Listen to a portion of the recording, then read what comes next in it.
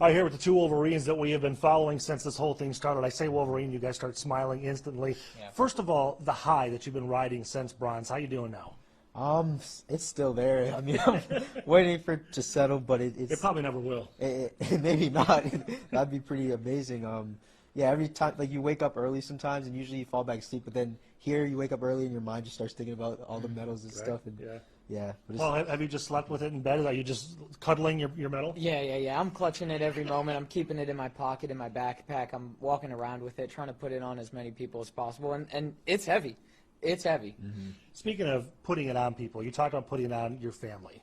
Emotional? I mean, this is a big deal for you and your families. They may have worked just as hard as you two have. Yeah, Fred just said it. They put in the work all year, too, and not just this year, but the last 20 for both of us. And I think about all the rides, like Fred said, going to practice, getting picked up from practice, the meets, the tuition fees, et cetera, et cetera, et cetera. So to be able to put it on them, it just feels like this truly is a medal for all of us. Who cried?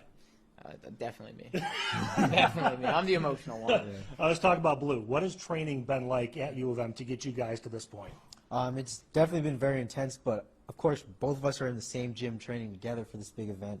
That was amazing, you know, being able to see your brother right there, see what he's doing, go through the struggles together and push each other, and it paid off. I mean, we got a lot better leading up to this competition. Do you guys think you'd be here without that training at U of M? I remember in October, we were leaving the World Championships, and I told Fred, like, hey, I want to go to the Olympics with you. Like, let's do it. Let's medal there. And I think Fred had already been maybe seeing past that and being like, well, obviously, I'm going to be at the Olympics.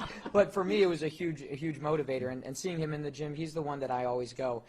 He's there longer than me. He's longer there than anybody else in our team, and I'm always the one going, man, I should probably be in the gym, or he's having a really hard day today, like in terms of difficulty. I should probably ramp my training up. So he doesn't even know how much I'm trying to chase him. Yeah. All right. So the all-around was, I guess, Team USA, but Team Michigan too, huh? Mm-hmm. That's right. I think right before we said it's just you and me today. Yeah, and we said go Blue before we started, like our normal claps at our normal competitions, because it's just two Michigan guys doing Two Michigan guys, two Michigan coaches, a Michigan doctor on there. It just felt like a little practice meet. For sure. All right, so looking ahead, you guys are done competing, but not done cheering, right? Oh, no, we're just getting started with that. Now we can lose our voices, cheer on the women, go see other sports, and just cheer on USA. We're trying to watch people get way more medals here. And what do you guys think about the Kent Clark of Pommel Horse?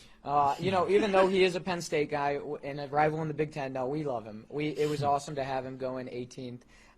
Nobody else but him could make that happen. And when he saluted, I just had this eerie feeling that he was going to get it done. Why?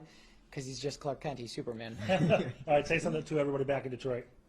I'm going to say the classic Go Blue. And I'm going to say next year in April, you guys better be there in Chrysler Arena watching us go for that NCAA National Championship title with our boys at home. Cool. All right, thanks, guys. Let's go do it.